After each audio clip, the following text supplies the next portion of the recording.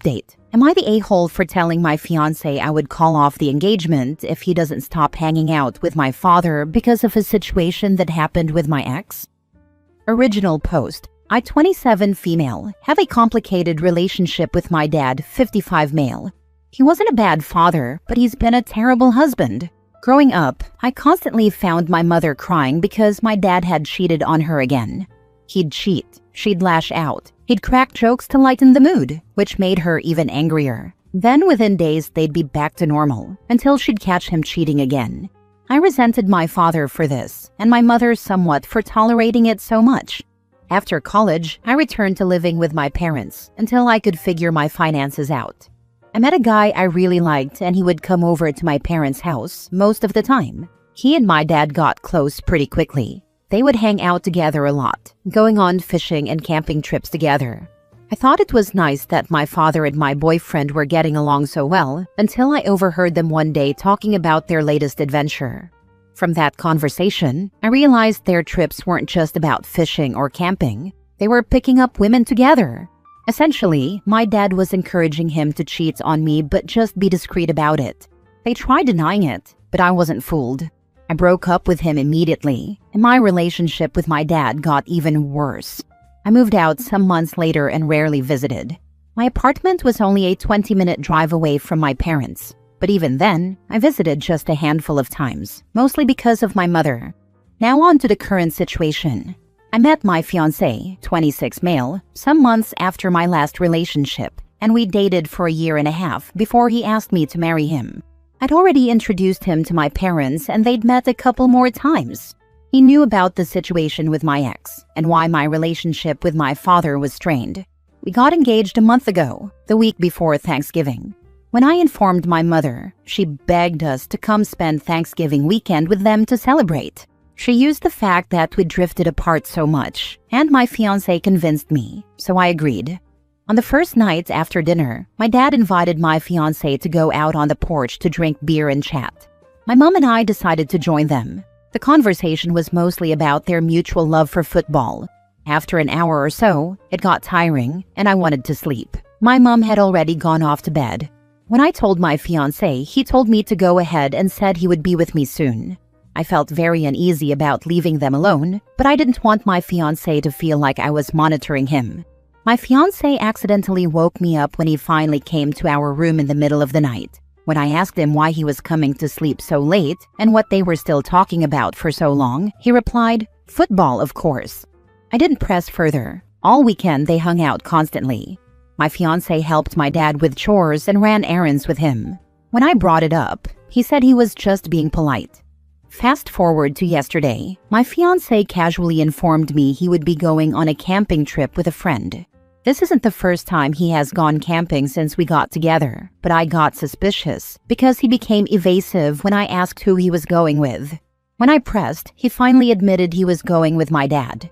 Apparently over the weeks after Thanksgiving, they stayed in contact.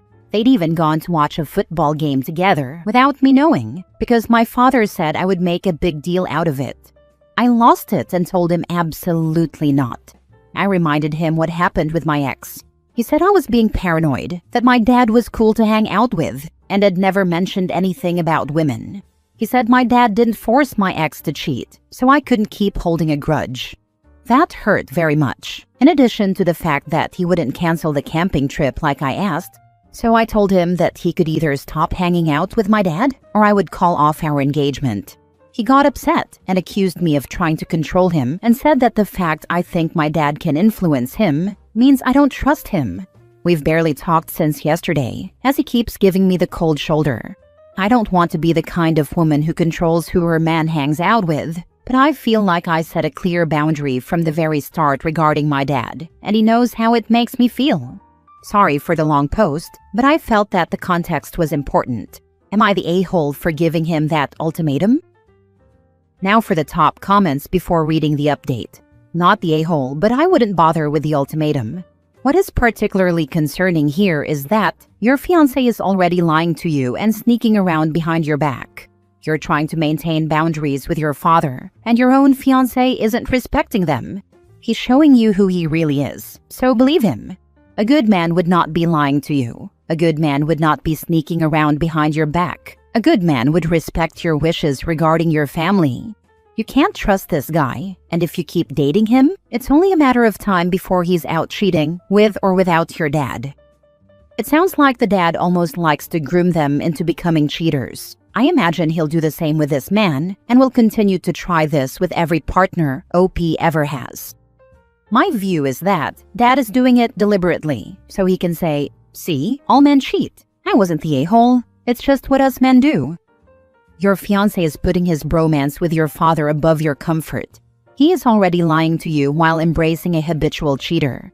Is this what you want for your future? Reenacting your parents' dysfunctional marriage? Not the a-hole, unless you accept the disrespect. Oh, he'll cheat on her. Absolutely. OP needs to go no contact with her parents and her fiancé. Now for the update. Thanks to everyone who commented on my original post. I read every comment, but I couldn't reply to any because it felt like I was reading what I already knew deep in my gut. So I did not break up with my fiancé right away. Pathetic, I know. This is a man I'd been with for almost 2 years, and we'd never had any major fights until now. I wanted to wait to see if he would understand where I was coming from and decide to cut my father off. But 2 days later, he was still giving me the cold shoulder despite my attempts to talk it out. I forgot to mention in my original post that my fiancé did say that it wouldn't be just him and my dad. His friend would be there too, so I didn't have to worry. But I think that's beside the point. What broke the pathetic bubble I was in was when a text came through his phone while he was in the shower. It was my father's number, and it said, "Has she cracked yet?" I finally understood that my fiancé had been giving me the cold shoulder to make me relent, and he had no intention of canceling the trip with my dad. Something broke in me, but it wasn't anger. I took off my ring and placed it on the nightstand. When he came out of the shower, I calmly told him that I needed him out of my apartment by the end of the week. He again tried to point out how unreasonable I was being, and how it was turning me into a controlling woman. I told him I didn't want to control his life, which is why I was asking him to leave. That way, he could be free to be friends with whoever he wanted. But I can't be with someone who doesn't respect my boundaries and thinks there's nothing wrong with associating with someone who hurt me so much. He changed his tune very quickly and said he would cancel the trip and stop talking to my dad if that would make me happy, but he didn't want me to leave him. I have to admit that I was tempted for a second, but I managed to stand my ground and told him I didn't want to be with him anymore. Then I left the apartment and drove to my parents' house. My calmness disappeared there as I ripped into my dad for being a POS of a human being, for constantly cheating on my mom and destroying my relationship again like he did before. I didn't expect a shred of remorse, and he gave none. All those who commented that he does this to prove a point were right. My dad told me that if I expect to find a man who'll be satisfied with just me forever, then I am living in a bubble. Men are designed to want variety every once in a while. I pretty much expected that, so I wasn't shocked. What broke me was my mother agreeing with him and telling me that I would never find the perfect man. Because all men cheat, but what's important is that you're the one he loves and comes home to at the end of the day. In my previous post, I mentioned being somewhat resentful toward my mom as well for taking so much crap from my father, but I had never looked at her and felt the disgust I felt in that moment. I calmly told her that wasn't true. She might have resigned herself to being with a POS, but I know I deserve so much better. I told my father I don't care if he disowns me, takes me out of his will or whatever. I don't want anything to do with him ever again. And I told my mom that I loved her, but until she gathers enough courage and self-respect to leave my dad, I don't want anything to do with her either. Then I left their house and drove to my best friend's house, where I proceeded to break down into pieces. Sorry if the write-up feels choppy. I've lost 2 of the people I care about the most, and it hurts like hell. But I also know that I have to put myself first for once, after all the crap I've put up with. Like most of you, my best friend also suggested therapy, so I'm going to look into that. P.S. I know legally I owe my ex-fiancé a month's notice. He moved in with me 7 months ago, but I don't think I can stomach it for that long. Hopefully he'll leave within the week and not make things difficult for me. In the meantime, I will be staying at my friend's house. Thanks so much for all your responses. It comforts me a bit, even when I feel so crappy. not the a-hole. Wow, your father is a piece of work, and your mother is enabling him. Good for you for leaving that toxic stew. I hope you find a fulfilling life far away from all of these people. Thank you. Cutting my mother off hurt because I've grown up feeling so sorry for her and being there for her when she cried over my dad's cheating. So now she's going to be more alone than ever.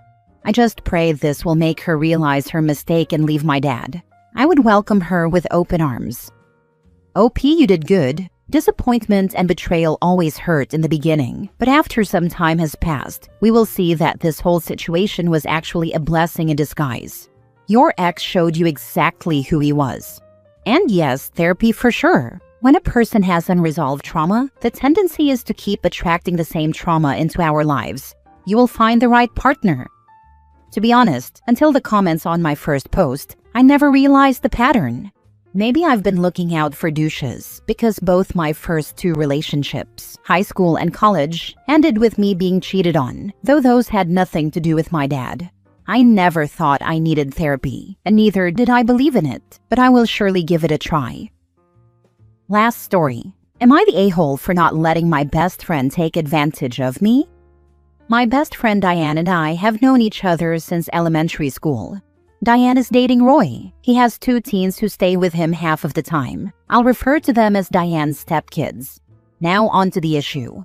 I'm getting married in 6 months. My fiancé lives in another state, and I'll be moving to live with him.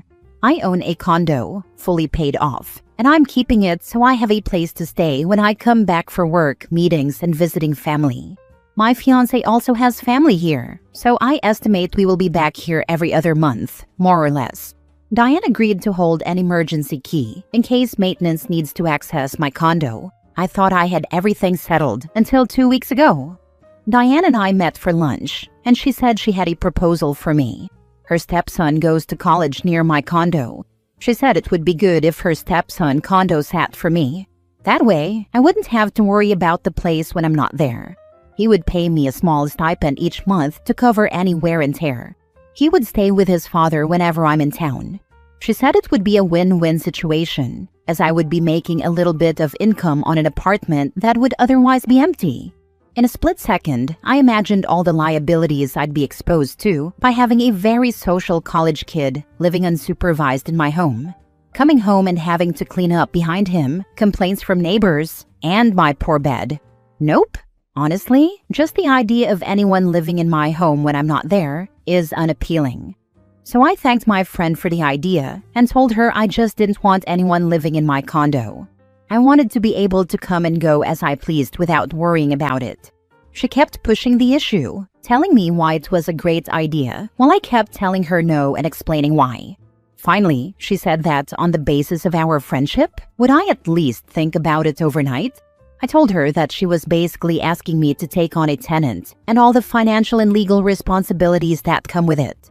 So if she truly believed this was a good idea, she and her boyfriend would have to sign a contract making them financially responsible for any and all liabilities. She asked why she had to be on the contract. I said I was only asking of her what she was asking of me. She got quiet. I told her to think about it and get back to me. Roy later called me and said he would be willing to sign the contract. I said Diane would have to sign it too, as she is the only reason why I am even considering it. I then explained to him why I wanted to keep the apartment empty. He told me Diane came to him with the idea and said she would talk to me about it. He wouldn't have bothered with it if he had known the full story. It was a pleasant conversation. The next day, Diane called and said that I embarrassed her to her boyfriend. I told her that if she had just respected that I was not interested in her proposal, we would not have had this problem. Am I the a-hole in how I handled this? Not the a-hole. You may want to change your locks though. She already has a key and might give him access anyway. Like, I thought once you could see how great it is, you wouldn't mind or would change your mind, or something. I didn't give her the key yet. I was going to hand it over closer to when I moved. I do not plan on giving her the key anymore. Without a contract, you could be in for all sorts of shenanigans like squatters' rights, etc. If Diane really wants to pursue this, she should want to pursue it in a legally sound manner. Your initial response of no tenants was solid, and your alternative solution makes sense. You want to reduce your risk as much as possible. You told Roy the same thing you told Diane, so if anyone was embarrassing Diane, it was her for not telling Roy all the details, not the a-hole. She tried to say that he wouldn't be a tenant, he would be a condo sitter, so I would not be liable for his actions. Ha, she changed her tune when I brought up the contract. Not the a-hole. It all makes sense. You trust her, of course, but she's not living there. A young college boy is living there, one you don't know very well and don't trust very much. If they won't agree to you protecting something you worked hard to acquire, then you shouldn't rent your home to a college tenant on faith and trust. I wouldn't do it either. She said she would make sure he kept the apartment clean, etc. But what would happen if she broke up with Roy? Then I would be stuck basically supplementing someone else's college kid. If she was truly planning to make sure he kept it clean and maintained, she wouldn't have a problem signing the contract. She doesn't live with them. She isn't his mother. She has no leverage to make him do anything. All she could do is talk to Roy about it. And if they broke up, she couldn't even do that. Not the a-hole at all. You said no multiple times, she kept pushing, and the second you put actual responsibility on her, suddenly it wasn't such a win-win anymore. She's only embarrassed because your contract suggestion made it clear she wanted you to take all the risk, so her stepson could get cheap housing. And what is funny, the stipend he offered to pay is only 25% of what the rental value would be. It would not even cover the monthly maintenance charges. Even if you were inclined to do this, I would heartily advise against having it be a cut-rate amount of money. Full rent, assigned lease, by Roy and the son, and nothing less will do. But I think you should not do this deal at all. It's not going to happen. This entire interaction soured our friendship.